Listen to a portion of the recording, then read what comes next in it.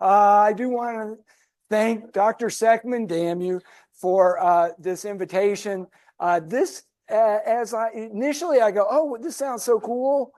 Then trying to get this much material in this period of time is hard. So, okay. Anyway, second thing I want to say is please ask questions as we go. Don't feel like you need to wait till the end. Okay. If we've got from my understanding, we have a wide range of backgrounds. And so if something just doesn't seem right, well, I could have a typo on my slide. It could also, just please ask questions. Okay. So now we're going to be talking about more than one variable. Let me see if I can make these things work. I've got, There's a mouse mode and a pointer mode. I don't know how to control it. Where is, all of a sudden it was swapping. Now it's not swapping. It's not moving forward.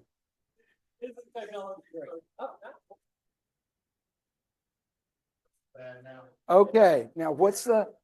Okay, so if you want to use the mouse, you just press this. Oh. Use it. If you want to kill it, just use this. I'll show it. Okay, but what about moving the... Okay, great. Okay, so before it wasn't doing that. Okay, great.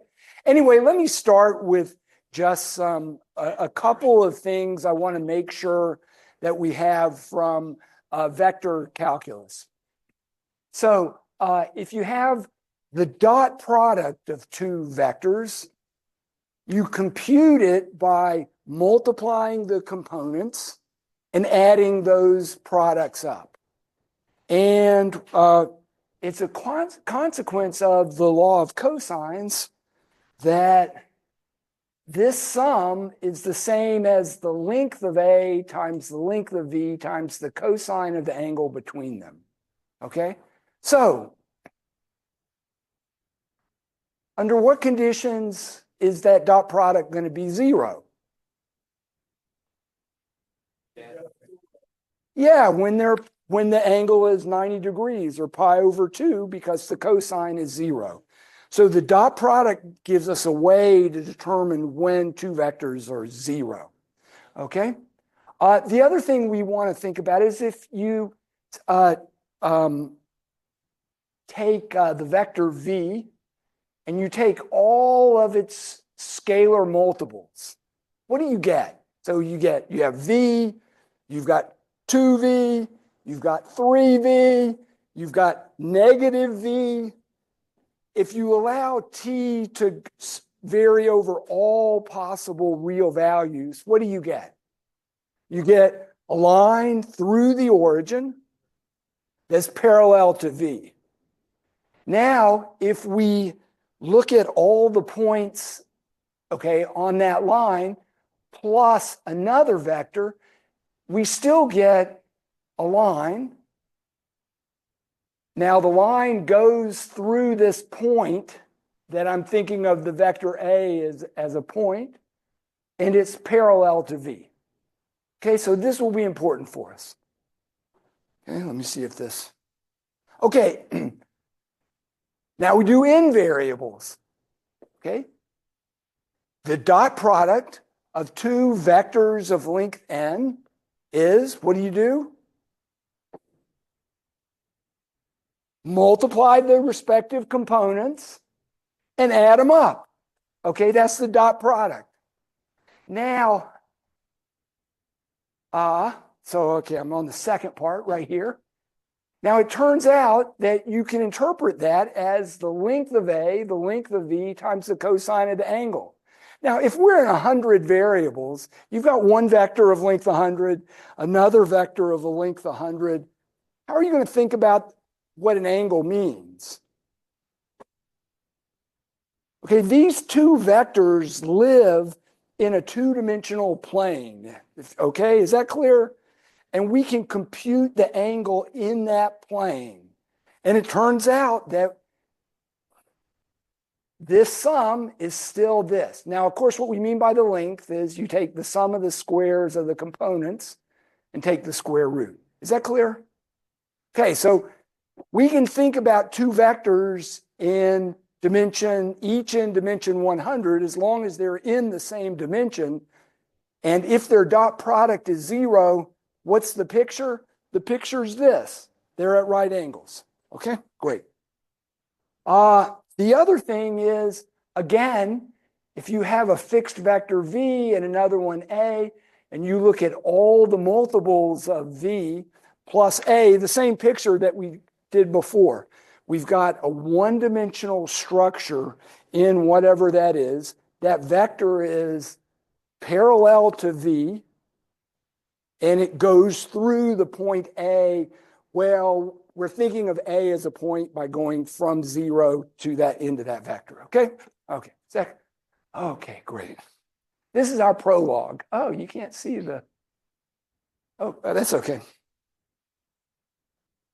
I'm using pictures and things also from Stewart, and it should be Stewart and not Steward. I think so, right? I didn't make that slide. These are some of the things we're gonna cover. At one point, they were in roughly this order. Now they're all jumbled together. So we're gonna talk about functions of several variables and the graphs, and Dr. Taylor gave a really nice introduction to functions and graphs of one variable to one variable. We want to, especially if you've not had calculus, I think what you want to do here is get some intuition and some geometrical visualization abilities, some ideas. Okay, so we're going to focus on those. Now when we do calculus or derivatives, when we have several variables, we need to talk about what types of derivatives. And these will lead us to partial derivatives, and then the gradient vector and directional derivatives. And I forget, that's the order that I've got up there. They're probably in all mixed up order. And I want to talk about geometrical properties of the gradient vector, and then we'll talk about the method of gradient descent. If there's a tiny bit of time, I might talk about second order methods called Newton's method, but we probably won't get there. Okay, so just some notation. For the most part, we're going to be thinking about functions that take n numbers and give us one number. Okay, I don't know, is anybody kind of in the health field, medical field? No, I thought that you had some people. Okay, just pretend that you are. Okay, so say someone, okay, or how many people have gone to a doctor here and had measurements taken? Okay, great. Okay, so what data do they take when you go in? What's that? Temperature. I think the first thing they do is I always first thing they make you do is stand on the scales. Yeah, weight, height, blood pressure. Those are two blood pressure numbers. So, okay, weight, height, two blood pressure numbers, temperature. We're already up to 5 variables, okay? So if we want to then take those 5 variables, or maybe 10 variables, if there are more things they take, and we want to give someone an estimate, say we want to do something serious, like say, people with these numbers on average have this long to live. Okay, something like that. Okay, something that they're going to care about. Okay, or whatever. Okay, so we're wanting to have functions of a number of variables. And in the simplest case, we're just getting one number out. Okay? Okay. We'll also think of this, we can also think of this as a function of one variable. but our variable is a vector. Okay, so we'll be going back and forth between these. Okay, this is just, okay, I'm embarrassed for this first one. I just didn't know. So if we have f of x1, x2 is x1 squared plus x2 squared, so what's f of 3, 4? It's 25 or 5 squared, right? Because 3 squared plus 4 squared is 5 squared. Now, more important for us is this. So, okay, so say we've got our variables, say the 5, I don't know however many we had from that, 5, okay? And we want to take those 5 numbers and we're going to come up with some weights that will predict how long the person has to live. Maybe age is in there too. That's a highly, okay? And so we're going to come up with some, if you're going to take like blood pressure, what is that? Millimeters of mercury or something. And we got all these different units and stuff. So we're going to, and age is years, or you could do age in minutes. You could scale things however you want, right? So we're going to scale each of those numbers. Some of our scalings might be negative if the quantity we're trying to predict is like how much time you have left. If you've got age in there, well, probably your time left is going down as your age goes up. So you're going to have a negative number there, okay? So we want to come up with some way of combining these numbers into a variable z. So sometimes we'll be building models that come from a particular class. Okay, so this will be an important thing. I do want to mention here, these are building a linear function from our data. You could include, say, like one of your variables, the quantity you're trying to predict really depends more non-linearly on that. Then you might add a variable that's like x1 squared into this model. Okay, all right. Now, Dr. Seckman talked about, I go, oh man, you're getting to my slide. So the next slide says, okay, so a lot of times, so functions are coming in here because functions are the things we use to predict something, but then also we're going to have parameterized families of functions. So this second one, we look at all possible weight vectors W, that gives us a class of models that we're going to try to extract and use our data. Okay, now, what did I do? What?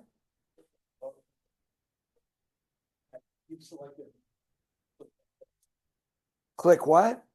Get up.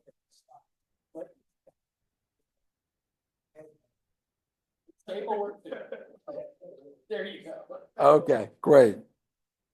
Okay, here's our problem.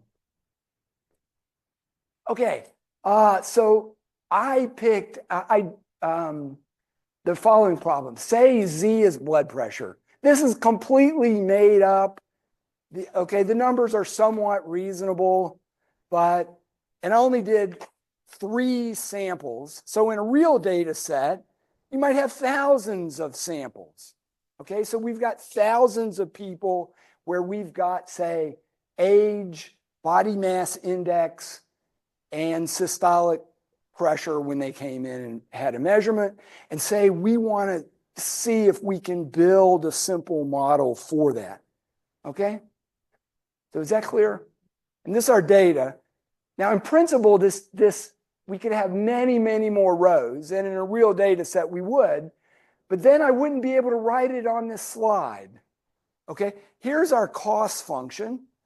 This is kind of one of the most widely used cost functions, is we're going to measure the error that's associated with the parameters W1, W2, okay? In other words, with this function by, let's see, if our predictor is this, then what does our predictor predict for the first person?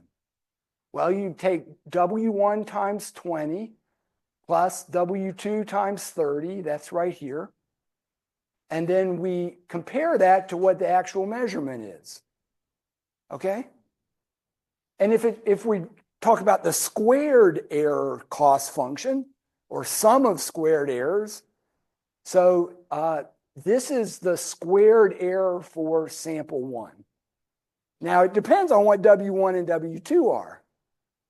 This is the squared error for person 2, and that's for 3. And if you had 1,000 of these, you'd have exactly just 1,000 more terms like this. Is that clear? And then the least squares method is to find the minimum of this function. So what I wanted to get was that functions are coming in 2 ways. We've got our function f, which is in some family of models, and then our error function. This guy is a function of the parameters in the model, and we're looking to find values that minimize this guy. Okay? So functions are coming in 2 ways. And for most, okay, I hope I didn't touch the wrong thing here. I think I did. No, maybe not. Okay, so for most of this, let's think about, say I've got 2 variables. Where does the graph live? So the graph for us is going to be, okay, we've got our x1, x2, and then we need a third guy, z. So we're going to need a point on the graph lives in 3 dimensions. Is that clear? Okay. Now, if we've got 5 input variables and 1 output variable, where is the graph going to live? How many dimensions? 6. Okay. Now, I don't know about you, but it's hard to visualize structures in 6 dimensions because we've kind of got 3 dimensions, and then if you want to add time, maybe we can talk about 4 dimensions. So most of our visualization we're going to get from just 2 variables and 1, because then we can draw the graph. But there's a lot of geometrical intuition that goes over. Some of it goes over directly. Some of it, when you get to really, really high dimensions, the geometrical intuition, the geometrical relationships change in weird ways, okay? So, okay, anyway, our job right now is to talk about graphs, and then a level set is going to be a set in the domain for which the z value stays constant, or for which, so we'll draw some pictures. Oh, I do. I've got a. Yeah. Now I spent a lot of time. I spent a lot of time trying to do that. Okay, so nothing but the best. Okay, so anyway, so here is a simple function like, well, the one x1 squared plus x2 squared. And in this case, the level sets are going to be circles in the x1, x2 plane. Is that clear? These are the, if you plug in anything there, then your z value doesn't change. Now, there are more complicated ones, and we're going to talk more complicated functions that might have multiple minima or extreme points or more complicated graphs. And so this is an example of such a function. In this case, there are 2. I didn't really, maybe there are slightly different values at the minima. So maybe one of them is the global minimum, one of them is not. Okay, whatever. Okay. Is it clear how the level sets are kind of telling us where, I think I'm now on the bad part. Okay. Okay, here's a more complicated surface. And what we want to, so I think for me at least, a lot of times when I want to think about surfaces and graphs, it's used, especially when we start talking about the gradient, it's useful to think of these as landscapes that we're walking over. These are elevation functions that tell us where hills and valleys are, okay? And so for this function, there's a hill here. There's a really slight hill right here that's corresponding to this guy. Then there are two minima. Okay, how do I get out of that? Oh, no, that's not the right one. Okay. Okay, yeah, don't. Okay, anyway, okay, great. Anyway, these guys are minima corresponding to here and here, and these guys are local maxima. And yeah, okay. So these are.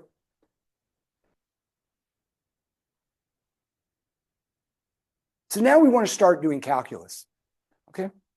So sometimes we'll do x1, x2. Sometimes I'll do xy, mainly because that's how the slides that I was combining are, but whichever variables you like. Okay, so suppose we hold one of the variables constant and then vary along the line, and then think about what's happening above that line. Now we're back to one variable, motion along this line, and then just one output variable, the height above that. Now we can just talk about derivatives in one variable. And so when you do that, you get so in this case, we're going to fix the second variable to be b and think of g of x as just a function of x. And we can take the derivative with respect to x. And so that derivative, if it's differentiable, then we'll call that the partial derivative of f with respect to x at ab. So if it has a derivative at a when x is equal to a and y is equal to b, then that's called the partial derivative of f with respect to x at ab. Oh, and you know, last time Dr. Taylor said there were a lot of there's a lot of different notation for derivatives. For partial derivatives, it's even worse. Okay, I cut out some of the options.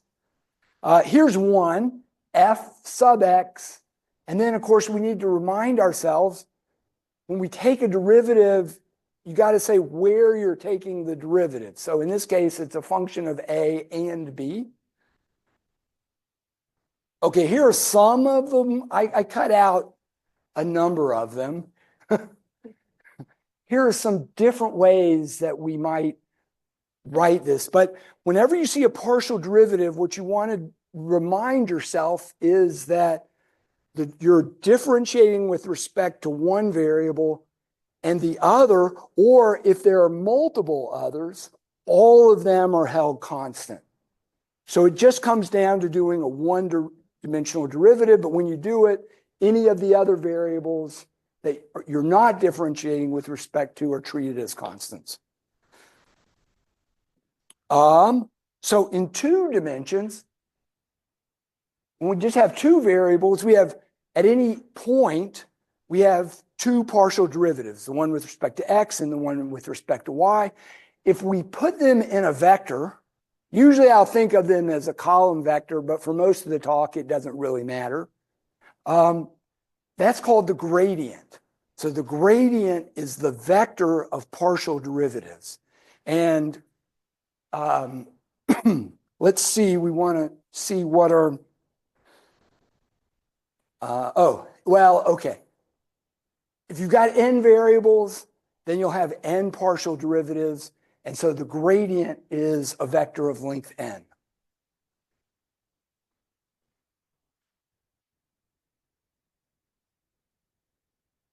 Geometrically, what we're computing is, okay, if we're at a point A, and say we're holding B fixed and letting x vary, then we're varying along this line.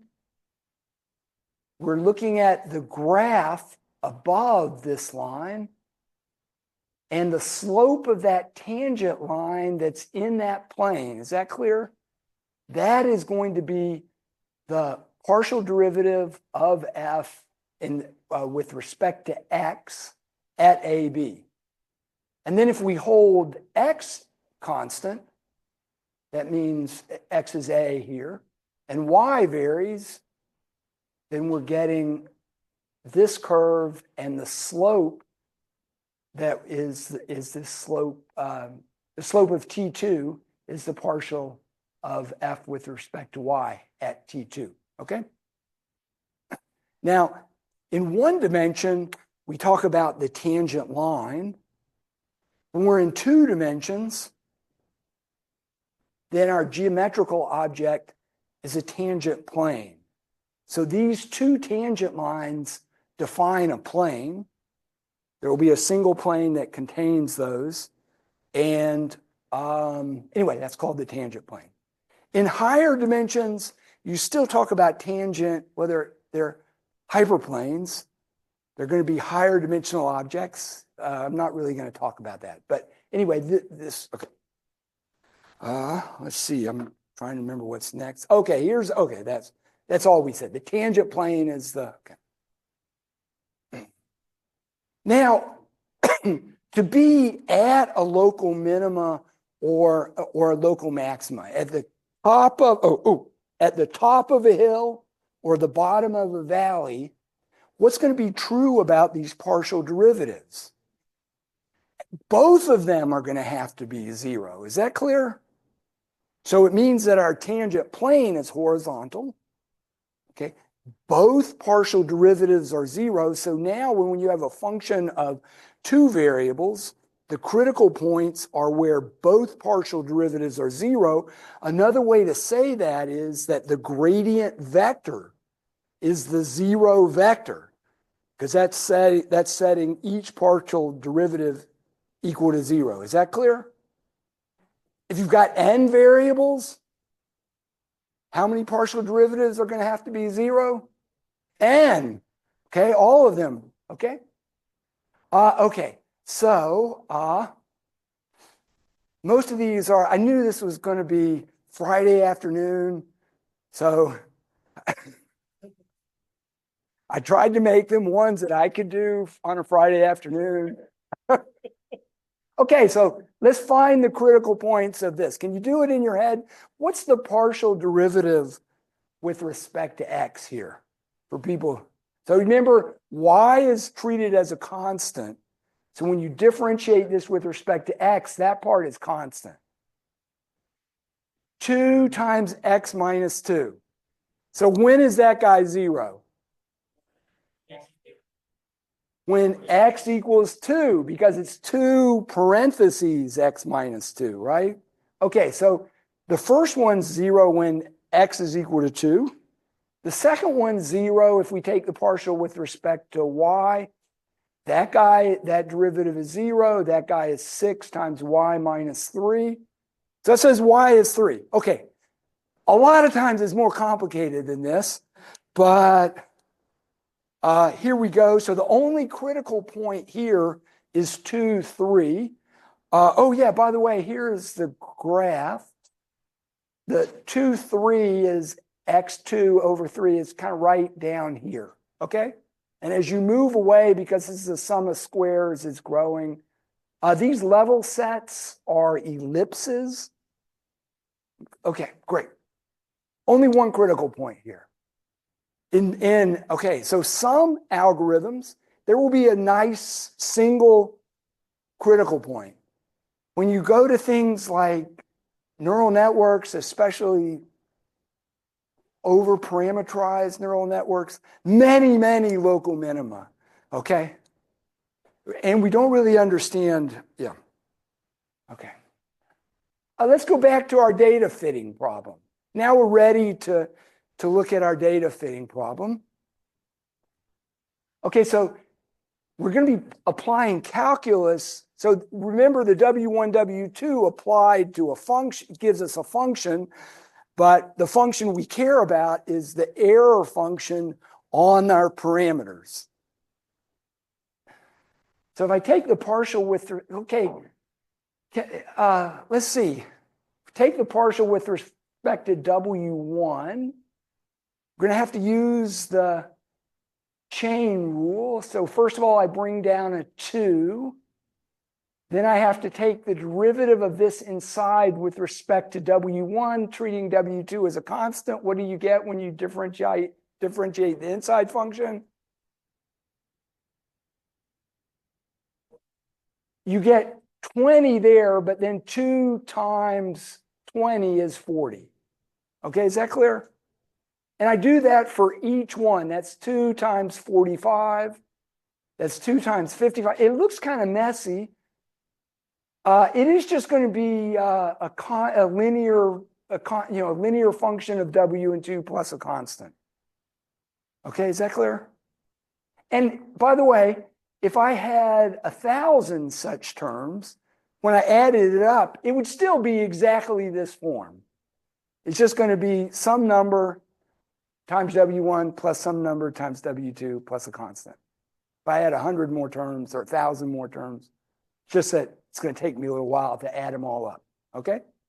And the same way, I'm not going to do the same calculation, but you get that this is that, okay? So now how do we find critical point for this guy?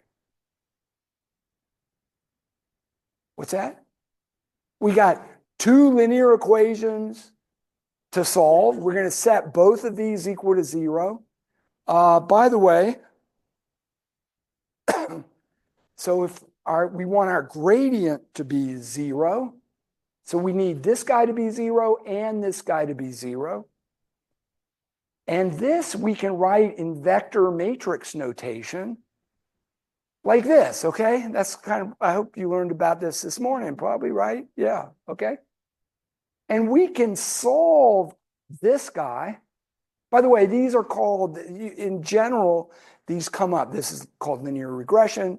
These are called the normal equations. You can take your data matrices and form these equations directly without needing to do calculus, or you can use calculus to derive these equations.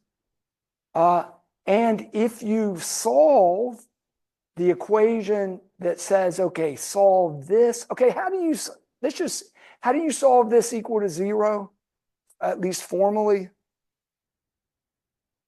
You bring this guy to the other side, right? And then you multiply both sides by the inverse of this matrix.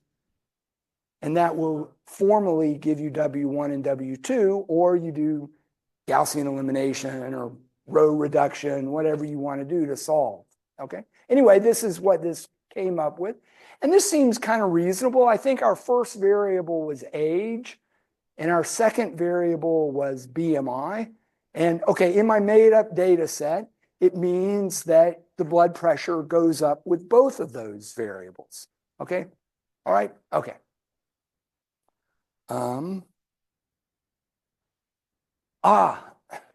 Second derivatives. Okay, now the first partial derivative with respect to x, it is now a function of x and y, right? And so we can take the partial with respect to x of it, as well as the partial with respect to y of that, okay? So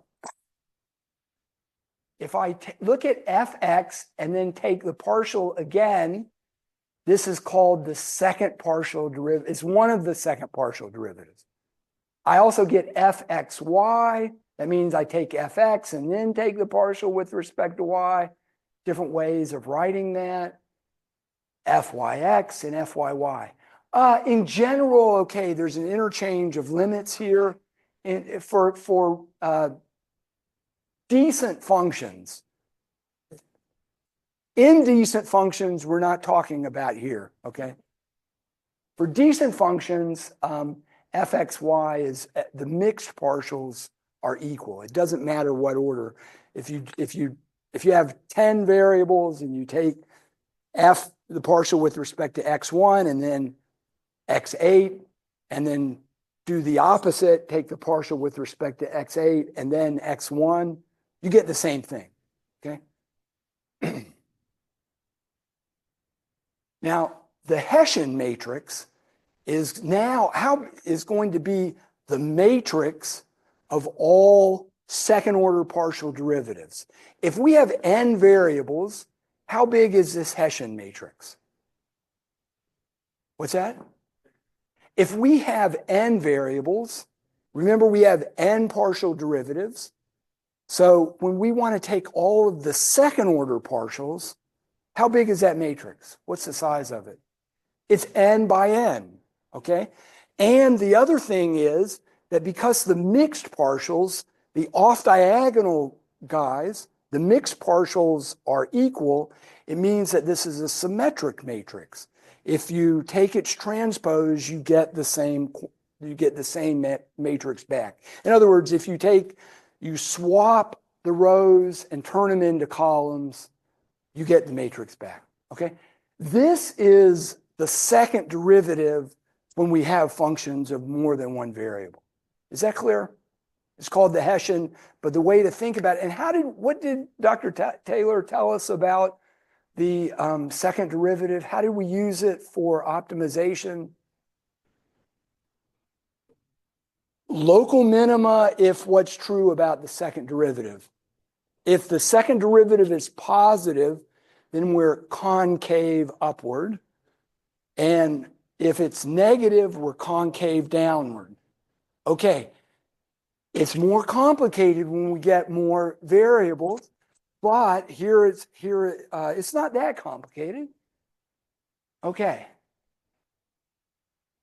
So we'll say that a symmetric square n by n matrix is positive definite if all of its eigenvalues are positive.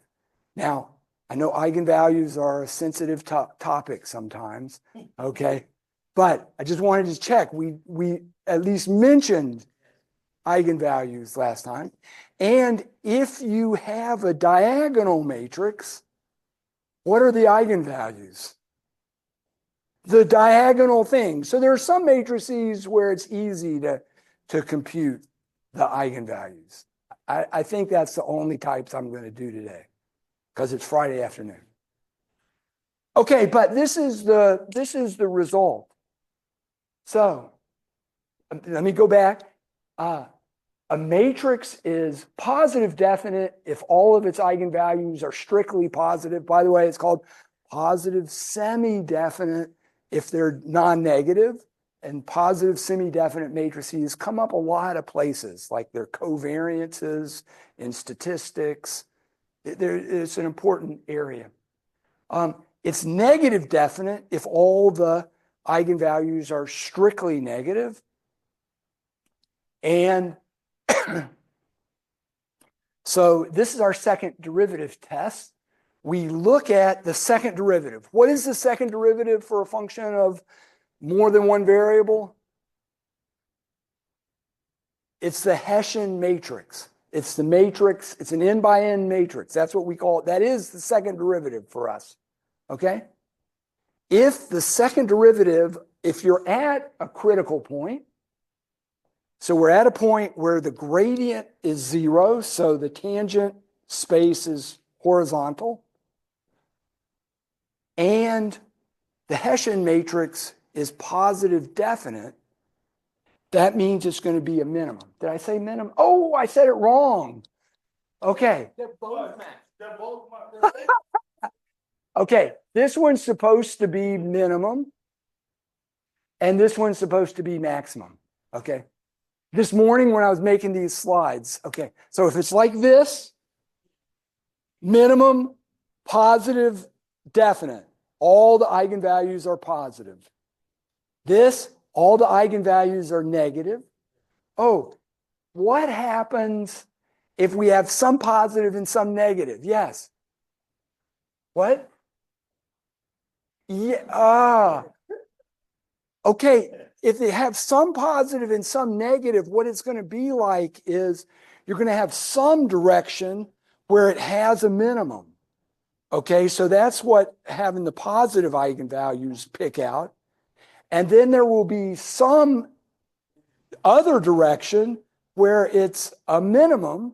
And so let's just think if I go from, say, it's a minimum in this direction, then as I rotate around, it's going to be a minimum for a little while, then it'll be flat, and there'll be another direction where it's going up. Okay? Can you kind of, I should have got a nice picture, but can you kind of imagine a surface that kind of has a minimum like this, and then a maximum like this? Any horse people here? Okay, great. Then if you can just imagine throwing your leg over that surface and sitting there, then that's why this is called a saddle point. Okay? Okay, so anyway, if you have some positive, some negative, even one negative or one positive, as long as you got both, then it's a saddle point. Okay.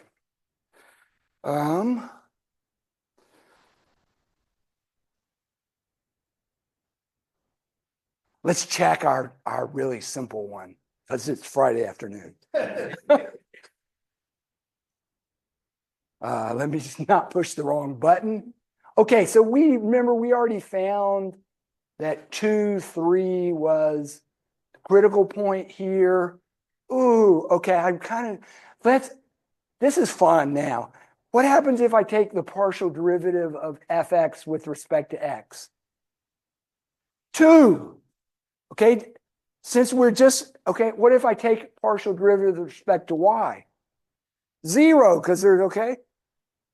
So I get 2, 0 as the first row.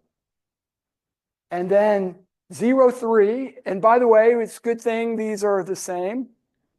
Okay, so our eigenvalues here are both positive. Of course, we could just look at the function. We knew that this is a sum of squares as its minimum at 2, 3. But this Hessian, this is the Hessian. Now, in this case, since we just started with a quadratic function, when we got down to the Hessian, it was a constant matrix. Usually there would be X's and Y's. We'd have to plug in. Okay. Anyway, is that okay? We got it. Okay, great.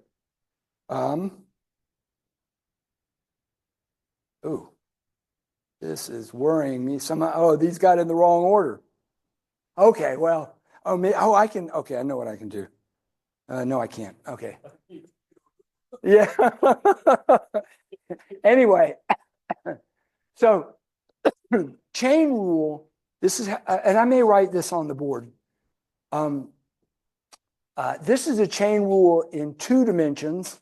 This last one is going to be it's going to hold in any dimension. But yeah, well, okay, let me just.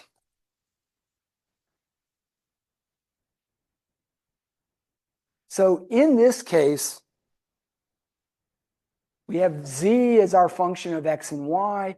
And now we want to think of x and y both as some function of t. Let's think about what that's saying. So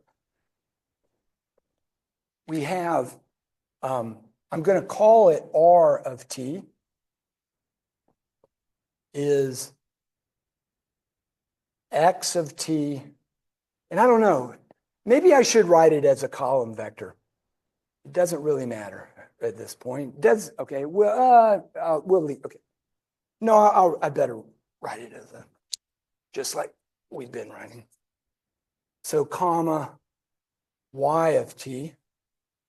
Then as t moves along, remember we saw something like this with the line when we had x of t was a plus t times v.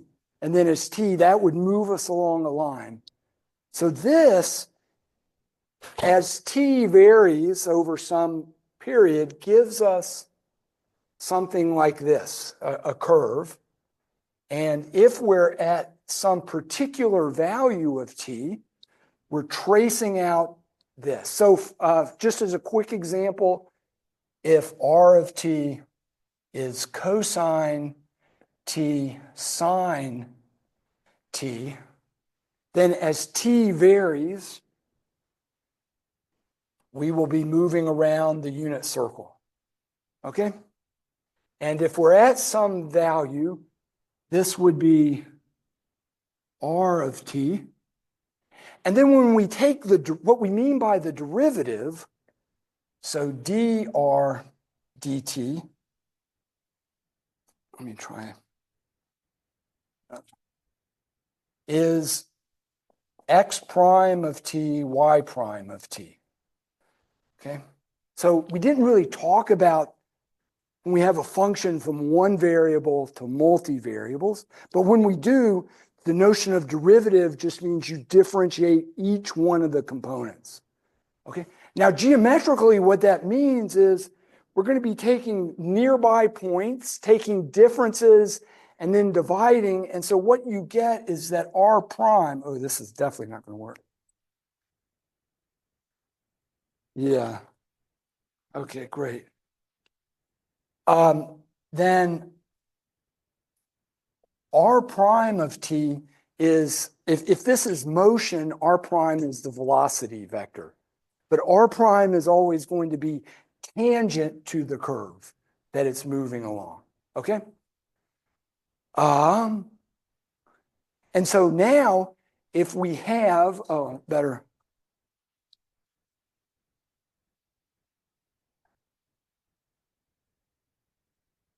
If we have a z is f of x of t, y of t, we can write that as f of r of t. Now our notion of the chain rule is this. The chain rule dz dt.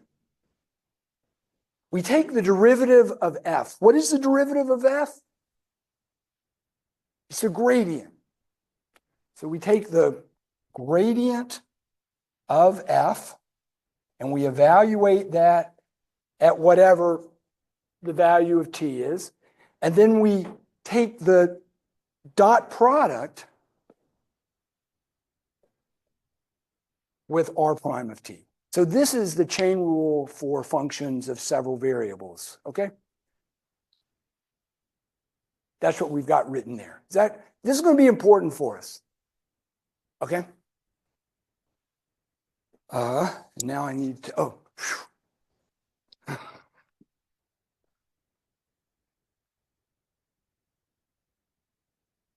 It's going to lead us, my slides got messed up. Okay, so recall that the equation of a line that goes through the point x0, y0 plus tu, if you let that be over all, that's a straight line parallel to u. And so, this was...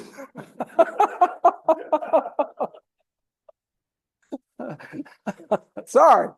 Well, I did this on purpose just to kind of add a little levity because I knew it was Friday afternoon. Friday afternoon.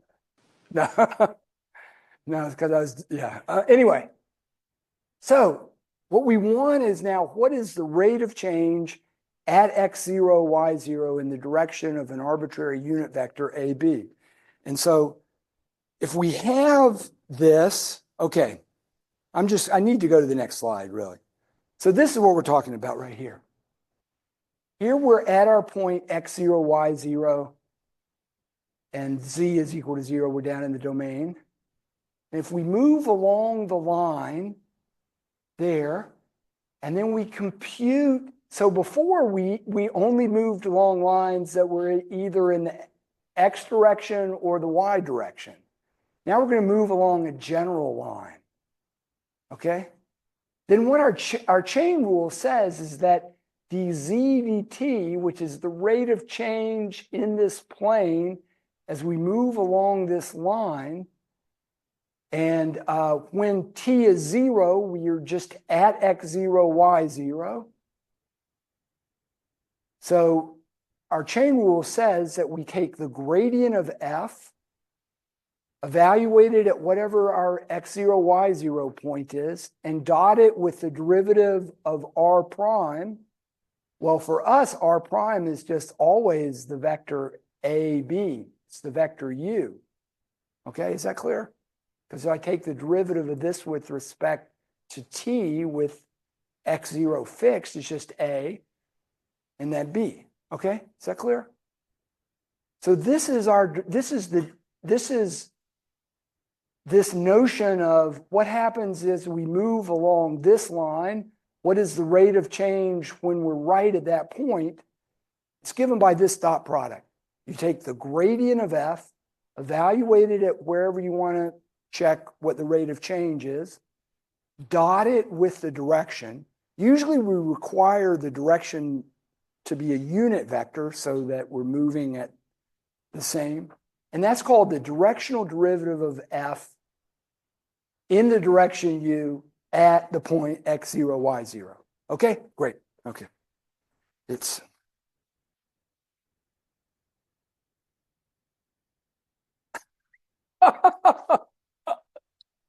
they're all got, I don't know how that happened.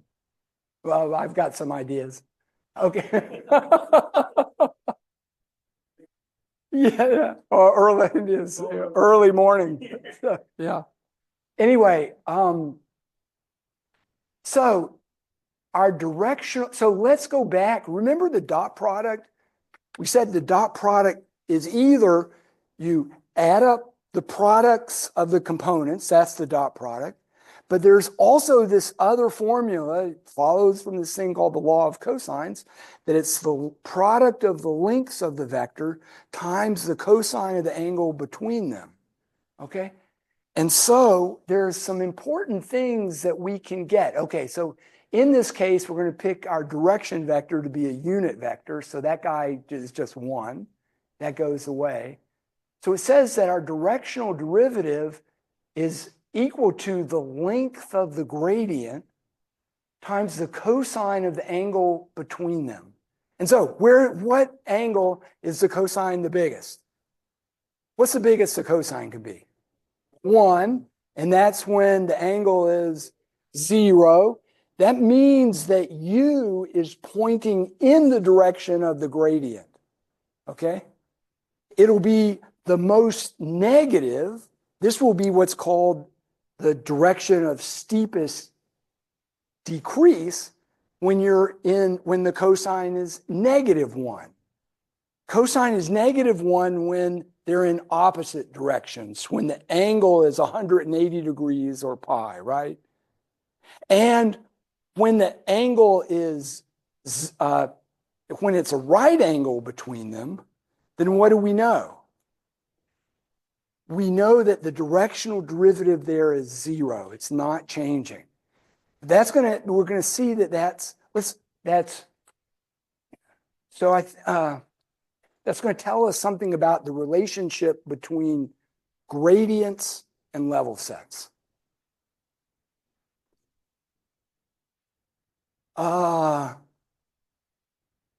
Let's don't worry about this one, okay? Or we'll just do it quickly, okay? Find the direction. Yeah, okay. Well, okay, we'll do it quickly. We compute the gradient again. We've already done that. The gradient at 3, 2. 3, 2 is not the critical point, by the way. The gradient is 2, 6. Okay? So so the direction, then it says, okay, again, it was early this morning. I needed a unit vector. Again, 3, 4, 5 are kind of nice numbers. So this is kind of a nice unit vector. 3/5, 4/5, no square roots. Okay? So if I want the directional derivative in that direction at this point, 3, 2, then what do? I take the gradient evaluated at 3, 2, that's 2, 6, and then dot it with u. And then that gives me a number 6. What that means is that if I start in this point and I move in the direction 3/5, 4/5. So means that I'm moving a little more in Y, okay, like this, okay? Then the rate of change, it's this, if I think about what's happening right over that line, the slope right there is 6. Means it's going up, the rise over the run is 6. Okay. Of course, it's when we pick the direction that's in the direction of the gradient. So this is our gradient. If you want to turn it into a unit vector, 4 plus 2 squared plus 6 squared, 4 plus 36 is 40. If I divide by that length, the square root of 40, I get a unit vector. Okay? So that's the direction that it's increasing the most rapidly. If I picked, by the way, what happens if I pick a direction that's tangent to this level set? What's happening to the z as we move along the level set? It's staying constant. So there the derivative is 0, and that means that our directional derivative is 0, and that means that our gradient is 90 degrees to the tangent of the level set. Okay. So this is the picture, and I'm going to kind of move. When we have a level set, so this is a level curve where the graph was constant, then the gradient there will be perpendicular. If it's pointing this way, it means that the functions are increasing. So if I had another level set nearby for a value close, it means that the constant there is larger than the constant here. Okay? If it was pointing, so in here is likely to be a minimum of some type or more than one minimum. Okay.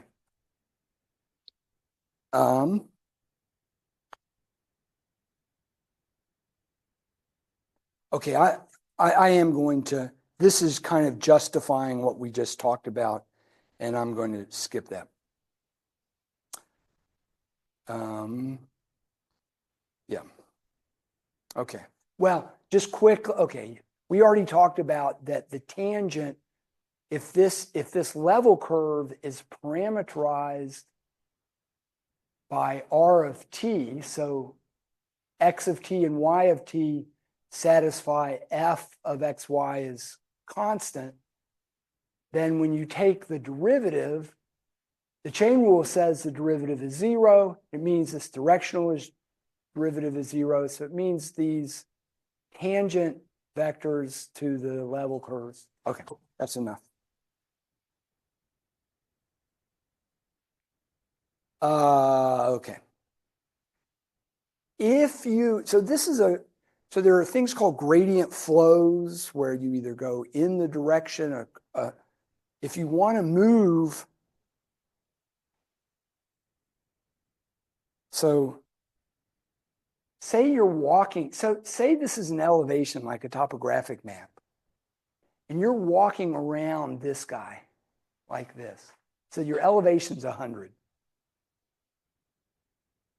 What are you experiencing as you walk around that trail? Yeah, you're at a staying level. You're on a path that's not changing. Okay? At any point on that, which direction, so in this case, right, if you're at a point and you want to say, in what direction do I need to move if I want to go up at the fastest rate? Okay, I want the slope to be the greatest. Well, if our hillside is over here, we know it's some direction in this direction. But what do we know? We know it's exactly the direction that's perpendicular to our path. Okay? So if you move upward like this is called a curve of steepest descent. If you're wanting to look for minima, you would again pick the perpendicular direction, but in the negative direction of the gradient. And that's called the steepest descent. And if you do that in a continuous way, then you're going to get the path that goes either uphill the fastest or downhill the fastest. Now, when we're working on a computer, we can only do discrete versions of this. And so this is the idea of gradient descent. And we are almost there. Okay. So my gradient descent algorithm is going to be loosey-goosey. It's more the general idea because there are a lot of details, and I'll try to mention a few of the issues. Okay, but this is the basic idea. If you've got, okay, so you want to usually start with some guess, x0. But once you've got some guess, now we want to keep updating. And so what do? Oh, crap. What do? We compute the gradient of our function at our current guess. And if we're trying to minimize, then what do we want to do? We want to move from our current point in the direction of the negative gradient. That's the direction in which things are going down the fastest. Okay? So, of course, if we were doing looking for maxima, we would add a positive multiple of v. Okay? This parameter alpha is called the learning rate, and it's a whole industry about how to pick alpha. And so I'm not going to go into all the different, I'll mention just a couple of different options. There's also an issue a little bit about, do we normalize v and turn it into a unit vector? Well, that can be absorbed in your choice of alpha. Or do we, okay, so there's a lot of details about, but in general, in the simplest algorithm, you compute the gradient, you pick some learning rate, and then you just keep going. And now the gradient will be getting, if you are indeed going toward a minimum, then the gradient will be getting smaller and smaller, because at a minimum, you're at a critical point where the gradient is actually equal to 0. So, some things. One thing is, if alpha is sufficiently small and the gradient is not 0 already, then you are guaranteed to go downhill. That's what the directional derivative says. So you're going to get a better point as long. Now, if you go too far, bad things may happen. We'll look at some pictures. Or not, okay. But anyway, when it's small enough. On the other hand, if you pick alpha really tiny, then xn plus 1 is almost equal to xn. You're just taking little tiny steps, and you may never get anywhere. So there's a balance, okay? In general, there's a whole area called line search, and we'll look at a couple of pictures here. Okay, great. Let's look at this guy, okay? Okay, and let's think about, okay, I've got another, so I don't know. So say we started right here. The gradient right there is pointing this direction. So we would move in that direction. If we move just a little bit, we'd be just kind of, then we get to our next point. We recompute the gradient at our new point, and we just keep going. And in this picture, you'd probably end up pretty nicely there. Okay, let me do. I've got this is again one I spent a lot of time on. Okay, so now, but I hope this gives you the idea. Let's say we started, okay, this was what I was talking about right here. You can see that, by the way, the numbers are getting larger as we move out, okay? And if this is our x0, then we're going to be perpendicular. We move here, Now our direction changes because we're calculating the gradient at another point. And the gradient is always going to be perpendicular to the level curve. And we go here, and then if I go there, then I go there. Okay, it looks like I'm doing pretty good. Say we started right here, and we picked a really big guy. Or maybe it wasn't a really big guy. Maybe it's that it's a very complicated function with many, many local minima that are close by to each other. Okay?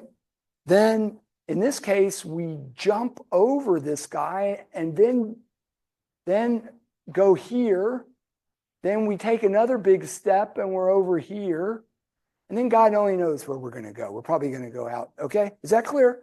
So in some cases, and especially in high dimensions, when you have many, many local minima, and this is kind of the situation when you're working with over-parameterized neural networks, there are many, many local minima. And are you in a high dimension? If your parameter space has like, I don't know, millions of parameters in it that you're trying to fit, can you imagine like bazillion dimensional space? I can't, okay? But, okay, let's just pretend that we can. And then we have many, many local minima everywhere. And we're following a gradient descent. A lot of times we'll have local minima over here that we go right by. We go over here, we go by these guys. Okay, for a lot of times, we don't really need to go to a local minima, okay? So that, just let me tell you that, okay? So, for example, if you're, in neural networks, there's something, you need to do something called regularization to avoid overfitting. And one way to do regularization, classical, the way people would run gradient descent, and then not try to get it, not try to let it converge, but just the regularization is you only go a certain number of steps until it's kind of good enough. Okay, so I've got one animation, since it's Friday afternoon. See if I can, okay. So this is kind of stuff I work on now somewhat. But okay, so but people seriously study these as models for the kind of optimization problems you get when you're in a very high dimensional problem and you have many, many local minima. Many of them have similar values. Okay, what this is okay, it's hard to, let me just say quickly, in this case, we've put 30,000 points on S2, on the sphere, and they're randomly chosen independently according to surface area. So they're uniformly distributed on the sphere. And now these points, there's a cost function that says, that is really the kind of energy you get from, like, if you have charged particles. Okay, so you look at a sum of reciprocal things, and so you're penalizing if points are too close. They're trying to spread out, but they're on the sphere, so they can't spread out. Okay, so let's think about each point takes two angles on the sphere. You can do like an azimuthal angle and then a longitudinal, latitudinal, whichever it is. Okay, you can specify a point on the sphere with two variables. If you've got 30,000 points, that means that a single configuration lives where? It's a single configuration can be expressed as a vector of length what? 60,000, okay, is that clear? And so our function now has n equals 60,000 variables. It returns one number, which is the sum of reciprocal squared distances or sum of reciprocal distances. It's an energy. So we've got a function of 60,000 variables, and we're going to do a gradient descent. When we take the gradient, what do we get? A vector of length what? We have input variables, how many? 60,000. So our gradient vector is also a vector of length 60,000. When we compute the gradient, if we want the energy to decrease, then we take some multiple of the negative of that gradient. And that'll tell us, okay, the first angle, you want it to increase or decrease depending on the signs in this big vector. Okay, is that clear? All right. And so we're going to do this. And now what's amazing, and this is where especially large neural networks are, the dynamics is not well understood. What we're going to find is that structure emerges as energy goes down.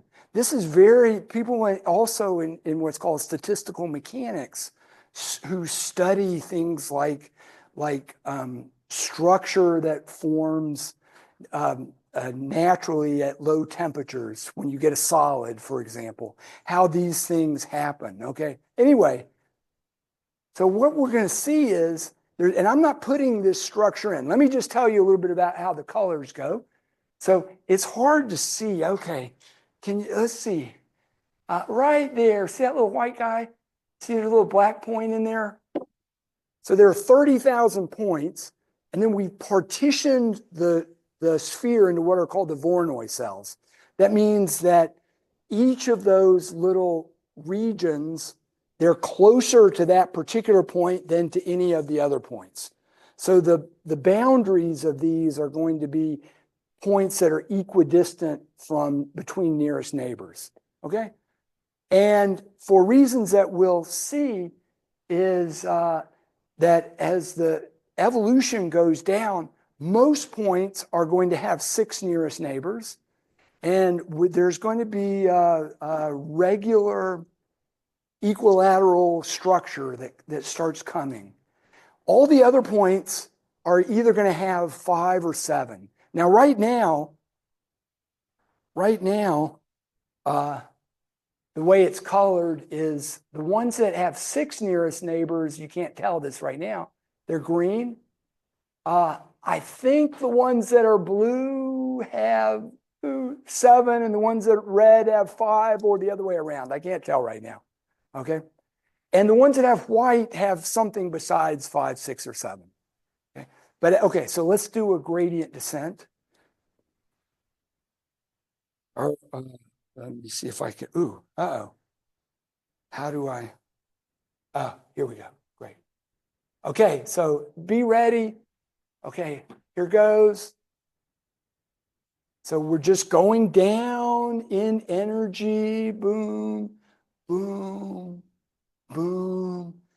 Okay, structure is forming. Are we putting the structure in? No, the energy minimization is leading to this kind of structure.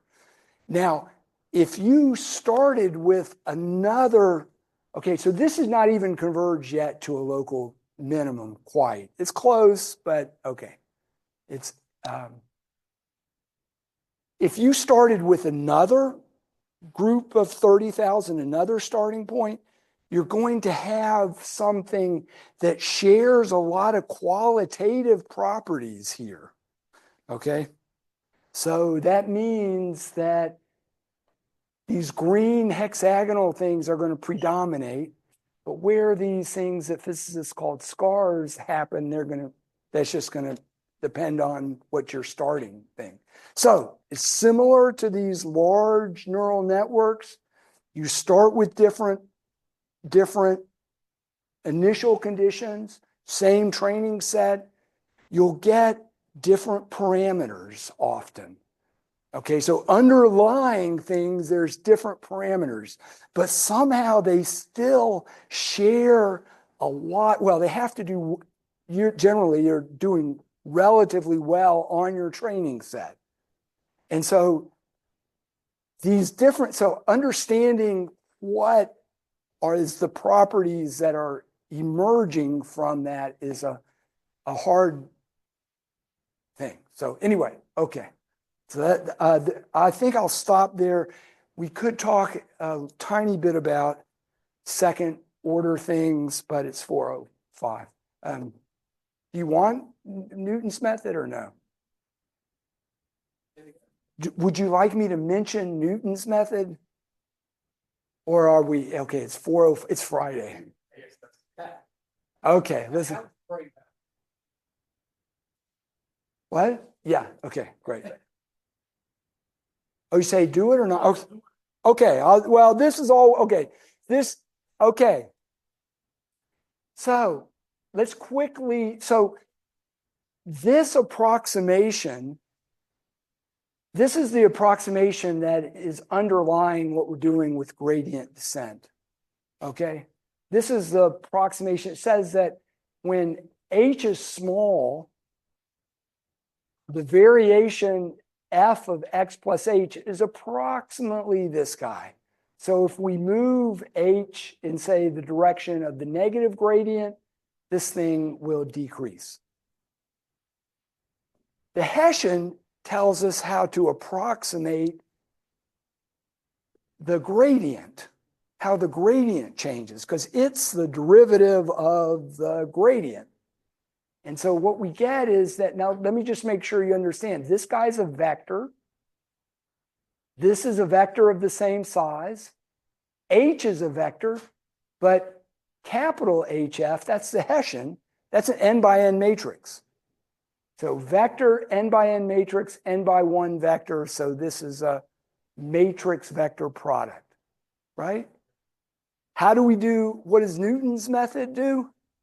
It says that when we're at some x, we want to figure out what h makes this approximation 0. Okay, because we're looking for critical points. Okay, and now when you solve this, okay, so here's our basic iteration. If we're at step n, we compute the Hessian matrix on this n by n matrix. I mean, on this, at this point. So this is an n by n matrix. And we also compute the gradient. That's this part.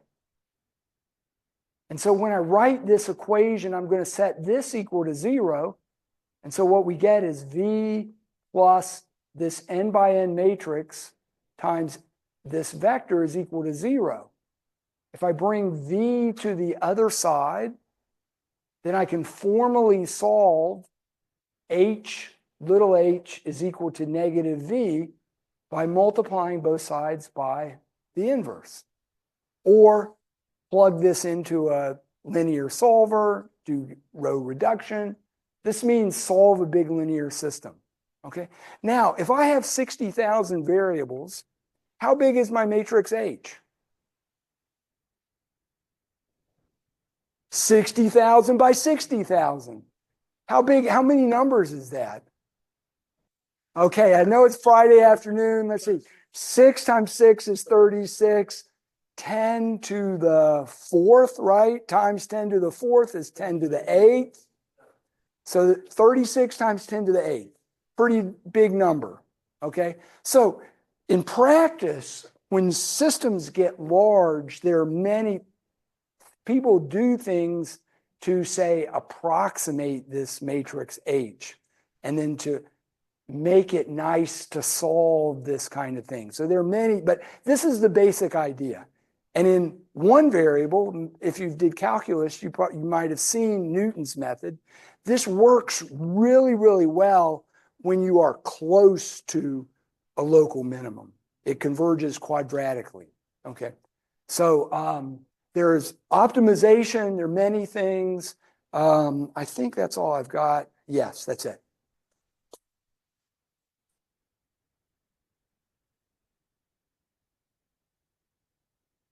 Right? Yeah. All right, so this is great. Thank you, Dr. Hardin.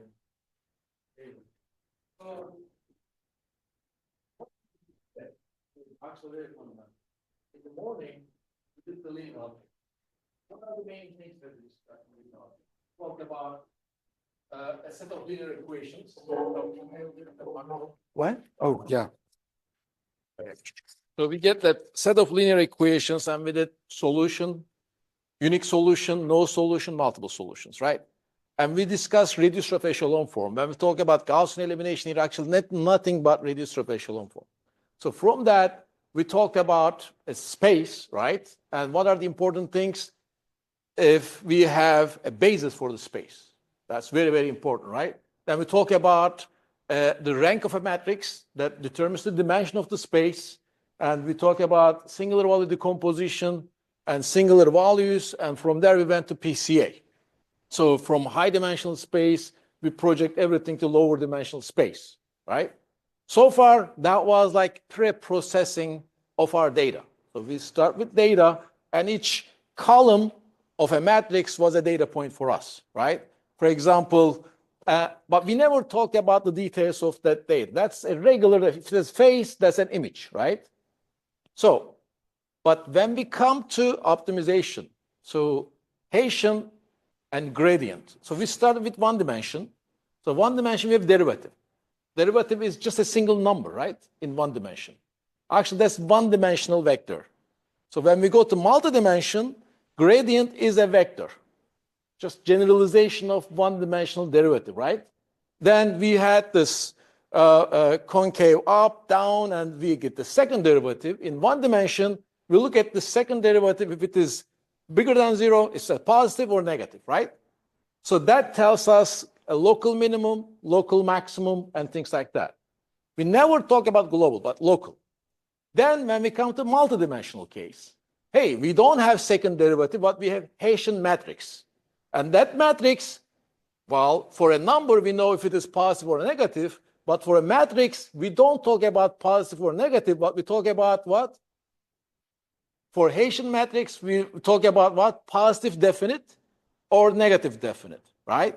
So you see the generalization, but when we talk about optimization in neural networks, we are talking about minimizing an error function.